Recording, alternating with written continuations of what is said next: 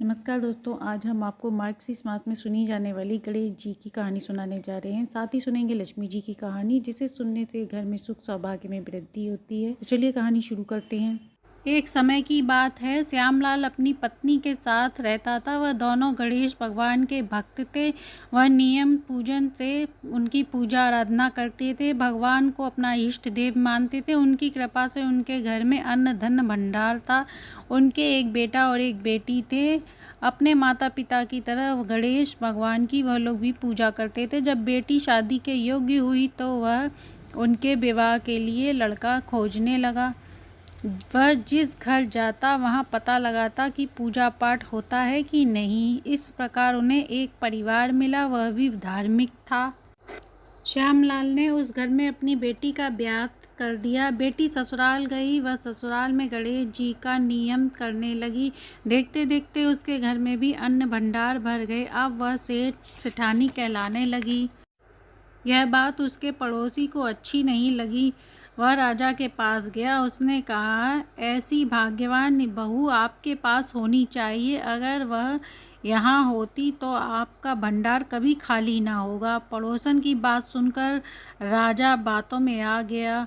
वह उसकी बहू को लाने के लिए सिपाहियों को भेज दिया। बहू ने कहा महाराज से कि मैं 21 दिन के बाद आऊंगी। राजा मान गया। राजा के शरीर में जलन होने लगी। देखते ही देखते उसका शरीर कोढ़ से भर गया। उसने इलाज करवाया पर वह अच्छा नहीं हुआ। फिर उसने पंडितों से पूछा। तब पंडित ने बताया कि आपने बहू पर बुरी नज़र डाली है, इसलिए गणेश भगवान आपसे नाराज हैं।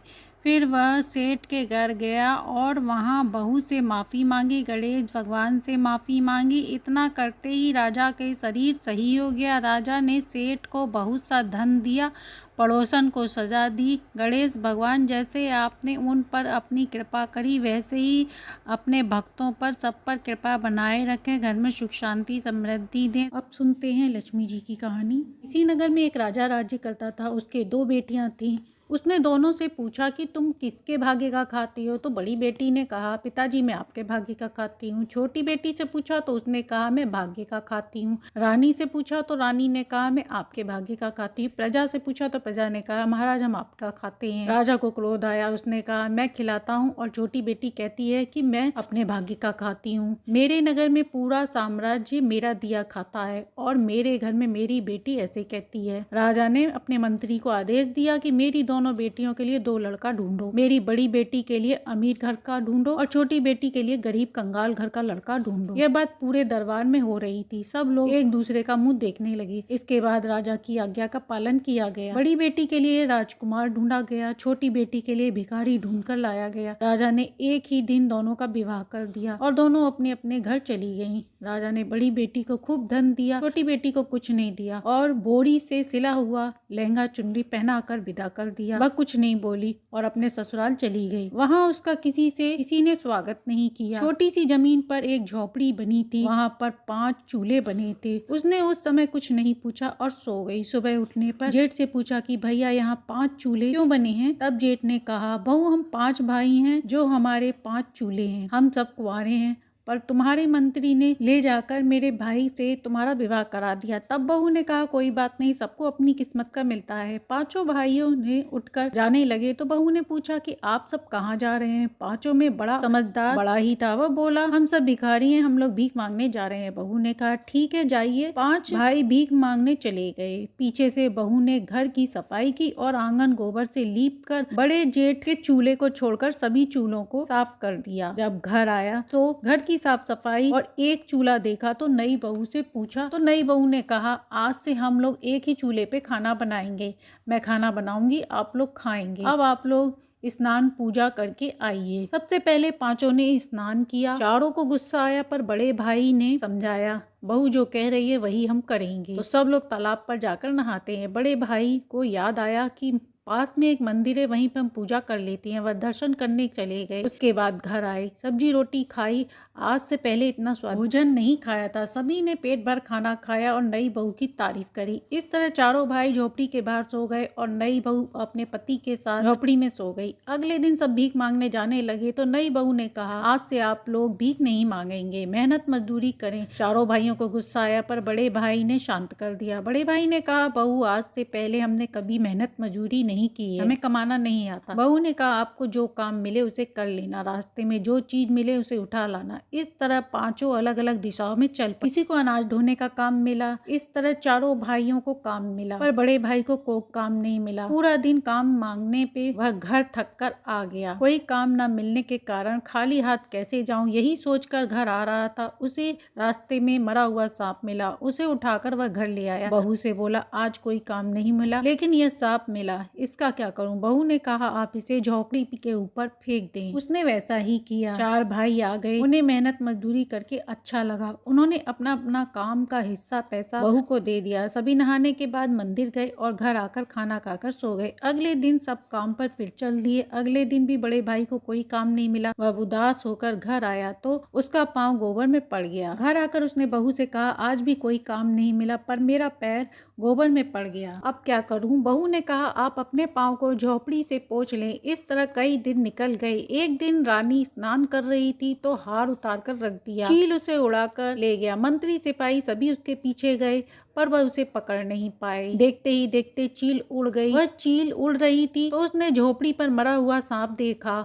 उसने हार को वहीं गिराकर सांप को उठा लिया। राजा ने पूरे नगर में ढिंढोरा पिटवा दिया था कि जिसे भी वह हार मिले वह उसे वापस कर दे। वापस करने वाले को मुंह मांगा इनाम दिया जाएगा। शाम को पांचों आए तो झोपड़ी पर चमकती चीज नजर आई तो उन्होंने उसे देखा और बहू को लाकर दे दिया। तब बहू ने हार देखकर पहचान लिया और कहा कि यह हार राजा का है। बहू ने सब सुन रखा था। उसने जेठ से कहा, भैया यह हार आप राजा को ले जाकर दे दो। जब राजा कुछ मांगने को कहे तो आप कह देना, मैं अपने भाई की पत्नी से पूछकर बताऊंगा। जेठ ने जैसा बहू ने कहा था वैसा ही किया। राजा ने हार देखकर बहुत खुश हुआ। राजा ने कहा, तुम जो चाहो वो मांग लो, मैं देने को तैयार हूँ। जेठ ने कहा, राजा जी मुझे मांगना नहीं आता, मैं अपने भाई की पत्नी से पूछकर बताऊंगा। राजा ने कहा, ठीक है। जेठ घर आकर पूरी बात बताई तो बहू ने कहा, आज बैकुंठ चौदस है, कल पूर्णिमा है। मैं चाहती हूँ कि आप उनसे कहें कि वे अपने महल व पूरी नगरी में कोई भी दीपक न जलाएं। सभी लोग अपने घर में अंधकार रखें। यह मेरी इच्छा है और मुझे कुछ नहीं चाहिए। तब बड़े भाई ने राजा के पास जाकर वही कहा जो बहू ने कहा था। तो राजा ने कहा, ठीक है, मैं वचन दे चुका हूँ इसलिए ऐसा ही होगा। इस पर पूरे नगर में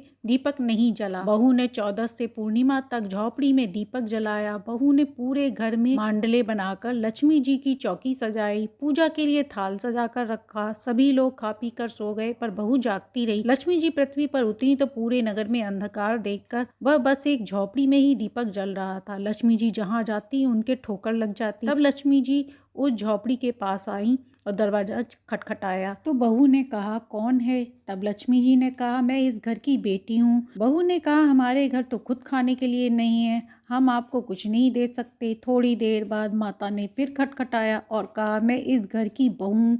लक्ष्मी माता ने कहा पर बहू ने नहीं खोला। तीसरी बार माता ने फिर दरवाजा खटखटाया और बहू से कहा कि मैं इस घर की बहू हूँ, 7 पीढ़ियों तक यहीं रहूंगी। अब बहू ने दरवाजा खोल दिया। बाहर अंधेरा था। जैसे ही लक्ष्मी जी अंदर पांव रखा उसकी झोपड़ी महल में बदल गई। बहू ने माता की आरती उतारी, पाटे पर बैठाया। उनका घर अन्न धन से भर गया। नगर के सेठ सेठानी कहलाने लगे। अब लोग हर जगह उनकी चर्चा होने लगी। वह पान सुपारी केसर का काम करने लगे। उधर राजा की बड़ी बेटी का कारोबार ठप हो गया। उसके घर कंगाली छा गई। वह कर्जों में डूब गए। राजा की बड़ी बेटी को उसके सास ससुर ने घर से निकाल दिया। वह राजा के पास आई और सारा हाल राजा को बताया। राजा सोचने लगा, बड़ी बेटी का ये हाल है तो छोटी बेटी का क्या होगा, चल के देखा जाए। अब राजा व्यापारी का भेष बनाकर केसर और पान सुपारी बेचने के लिए वहाँ चल दिया। राजा आवाज लगा रहा था कि कोई केसर कस्तूरी खरीद लो। जब राजा की लड़की ने सुना तो उसने पहचान लिया और बाहर अपने नौकर से कहा कि बाहर जाकर केसर कस्तूरी वाले आदमी जो बेच रहा है उससे कस्तूरी खरीद लो, उन्हें आदर के साथ बैठाओ, भोजन कराओ।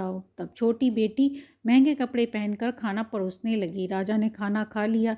इसके बाद वह पान सुपारी लेकर आई जो शादी में बोरी के कपड़े मिले थे, उसके पिता ने दिए थे। उन्हें पहनकर पिता के पास आकर बोली, पिताजी पाँव लागू, लीजिए पान सुपारी भी खा लीजिए। पिता ने हंसते हुए कहा, बेटी तू क्या यहाँ काम करती है? बेटी ने कहा, नहीं पिताजी, यह हवेली मेरी है। तो पिता ने कहा, तो तुम वही कपड़े पहने हो जो मैंने विदाई के समय दिया था। तब बेटी ने कहा, पिताजी आपको बार बार भोजन परोसने व महंगे कीमती आभूषण में जो औरत आई थी वह मैं ही थी। इस समय आपके दिए वस्त्र पहनकर आई हूँ। मैं आपको आज भी यही बताना चाहती हूँ कि सब अपनी किस्मत का खाते हैं। यह मेरी किस्मत है कि आज मैं इस नगर की सेठानी हूँ। राजा ने अपनी हार स्वीकार कर ली। तो ये थी मार्गशीर्ष मास में सुनी जाने वाली गणेश जी और लक्ष्मी जी की कहानी, जिसे सुनने से घर में सुख, सौभाग्य और धन की वृद्धि होती है। कहानी अच्छी लगी हो तो लाइक एंड सब्सक्राइब करें।